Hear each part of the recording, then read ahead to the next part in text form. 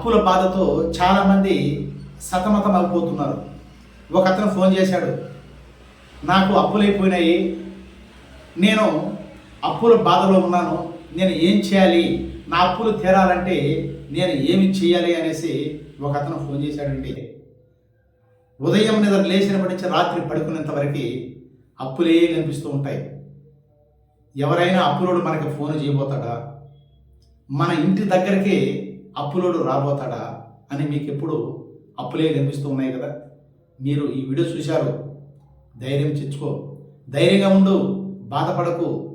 5 లక్షలు కాదు, 10 లక్షలు కాదు, 50 లక్షలు అప్పున్నా కానీ బాధపడకు. ఈ వీడియో చూసావు కదా, ఒక్కసారి నవ్వండి. అప్పుల బాధలో ఉన్నవారు ఒక్కసారి నా వీడియో చూసి నవ్వుకో. అప్పులు నీకు ఇప్పుడు లేదండి, మీ అప్పులు తీరిపోయాయి. ఈ వీడియో చూశారు కదా, మీ అప్పుల గురించి ఆలోచన చేయకు, బాధపడకు, సంతోషంగా ఆనందంగా ఉండు. అప్పుల్ని పక్కన పెట్టు. నీకు అప్పు లేదు. ఈరోజు ఈ వీడియో చూసేవారంటే మీకు అప్పు లేదండి. నేను ఎందుకు అంటున్నానంటే, మీరు ఉదయం నిద్ర లేచిన నుంచి ఆలోచన ఎలా ఉంది, మీకు అప్పులే ఆలోచన చేస్తూ ఉన్నారు. మీరు అప్పులను పక్కన పెట్టి 10 లక్షలు మీ జోబీలో ఉంది, మీ దగ్గర 10 లక్షలు ఉన్నట్లుగా ఒకసారి ఫీల్ అవ్వండి. 10 లక్షలు మీ జాబీలో ఉంటే మీరు ఎలా ఉంటారు? ఎవరైనా మీకు అప్పులలో ఉన్నవారు మీకు ఫోన్ చేశారంటే మీరు ఫోన్ తీయరు కదా. ఏదో ఒక ఫీలింగ్, ఏదో పోగొట్టుకున్నట్టుగా ఒక ఫీలింగ్తో బాధపడుతూ ఉన్నారు. ఈ రోజు నుంచి మీరు బాధపడకండి. డబ్బు ఉన్నట్లుగా నటించండి. నటన చేస్తేనే డబ్బు వస్తుందండి, ఇది వాస్తవం.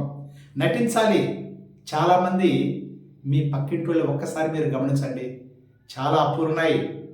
అతను ఏం చేస్తున్నాడంటే హ్యాపీగా ఉన్నాడు, సంతోషంగా ఉన్నాడు, మంచి డ్రెస్ వేసుకుంటున్నాడు, ప్రతి ఒక్కటి ఉన్నట్లుగా నటిస్తూ పోతూ ఉన్నాడు. మీరు అప్పుల బాధతో బాధపడుతూ మిమ్మల్ని మీరు కించపరుచుకుంటూ, నా బ్రతుకు ఇంతేనా, నేను ఇంతేనా, దేవుడు కూడా నాకు సహాయం చేయడా అనేసి మీరు అదే బాధలో ఉన్నారు.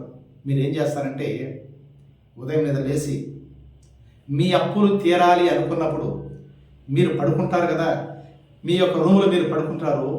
మీరు ఏం చేయాలంటే, ఉదయం నిద్ర లేస్తానే మీరు పడుకున్నటువంటి కింద పడుకున్నా కానీ, మీరు బెడ్ మీద పడుకున్నా కానీ, ఒక మంచం మీద పడుకున్నా కానీ, ఉదయం నిద్ర లేస్తానే బెడ్కి ఒక నమస్కారం చెప్పండి, అంటే కృతజ్ఞతలు చెప్పండి. నాకు చల్లగా ఆనందంగా నిద్రను ఇచ్చినందుకు కృతజ్ఞతలను ఒకసారి చెప్పేసి, భూదేవి తల్లికి 2 చేతులు కింద నుంచి భూదేవి తల్లికి ఒకసారి నమస్కారం పెట్టేసి ఒక 10 నిమిషాలు కూర్చో. 10 నిమిషాలు కూర్చోండి. అంటే మీకు అప్పులు ఉన్నాయి కదా, అప్పులు పోవాలి అనుకున్నప్పుడు ఈ యొక్క చిన్న టెక్నిక్ని మీరు ఒకసారి 45 రోజులు పాటించండి.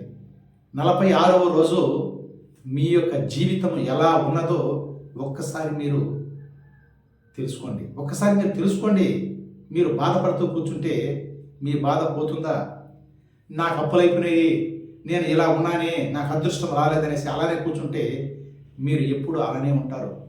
నేను చెప్పినట్లుగా ఒక్కసారి ట్రై చేసి చూడు. మీ యొక్క జీవితం మారకపోతే నాకు ఫోన్ చేయి. ఖచ్చితంగా 100కి 1,00,00,000% జరుగుతుందండి. మీరు అనుకుంటే మీ యొక్క ప్రవర్తన, మీ యొక్క ఆలోచన విధానం మారాలి.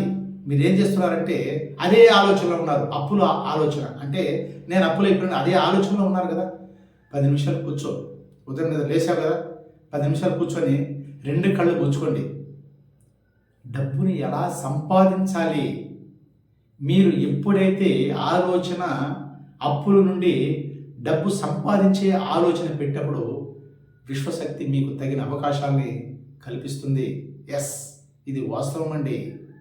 ఇదేదో మంత్రాలు కాదు, తంత్రం కాదు, యంత్రాలు కాదు. మీరు అక్కడికి పోతే మీకు అప్పులు తీరిపోతాయి, మీరు ఇది చేస్తే మీ అప్పులు తీరిపోతాయని చెప్పడంలే. మీ యొక్క మైండ్ పవర్, మీ యొక్క ఆలోచన విధానం. మీరు డబ్బు సంపాదించాలంటే మీరు ఏం చేయాలి? మీ యొక్క ప్రవర్తన మారాలి, మీ యొక్క ఆలోచన మారాలి, మీరు మారాలి, మీ యొక్క నడవడిక మారాలి అని ప్రతి ఒక్క విషయాన్ని నీ యొక్క మైండ్, నువ్వు సంపాదించే మార్గం ఏంటి? నువ్వే క్రియేటర్, మీరే కదా. ప్రతి ఒక్కటి నీ దగ్గర ఉంది. మీరు డబ్బు సంపాదించాలన్నా మీరే, డబ్బుని పోగొట్టాలన్నా కానీ మీరే కదా. 10 నిమిషాలు కూర్చొని ఆలోచన చేయండి. దీనికి మార్గాలు ఏంటి, మనం ఏం చేయాలి, మనం ఎలా ఉండాలనేసి ప్రతి ఒక్క రోజు 45 రోజులు 10 నిమిషాలు మిమ్మల్ని గురించి, అంటే నీలోకి నువ్వు ప్రవేశించి 10 నిమిషాలు కళ్ళు మూసుకొని కూర్చొని ఆలోచన చేయండి. మీ ప్రవర్తన, మీరు ఎలా ఉండాలి, మీ అప్పులనే తీరాలనుకుంటే మీ ప్రవర్తన ఎలా ఉండాలనేసి మిమ్మల్ని గురించి మీరు ఎప్పుడైతే ఆలోచన చేస్తారో మీ అప్పులన్నీ ఖచ్చితంగా తీరిపోతాయండి. ఇది వాస్తవం. దానికి తగిన అవకాశాలు ఆ విశ్వశక్తి మీకు కల్పిస్తుంది. ఎస్,